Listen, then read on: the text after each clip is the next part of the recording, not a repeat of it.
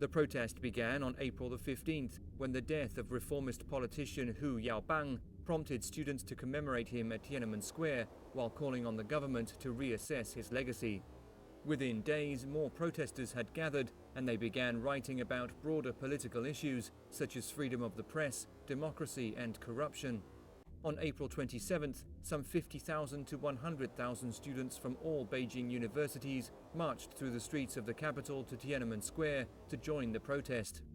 2 days ahead of a visit by the then Soviet leader Mikhail Gorbachev on May the 15th, students began a hunger strike and sit-in inside the square to place additional pressure on the government. Martial law was declared on May 20th, with the army attempting to enter the city, only to be blocked by protesters retreating days later.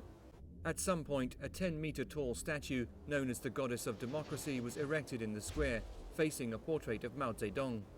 Soldiers were ordered to go ahead with the crackdown on June the 3rd and began the process of removing protesters from the square, resorting to violence and firing their rifles. This continued into the morning of June the 4th. During this time, the Goddess of Democracy was toppled by a tank.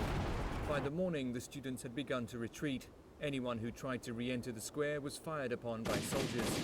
In what became an iconic moment of the crackdown, a lone man was filmed on June the 5th, standing in the middle of Chang'an Avenue, blocking a procession of tanks.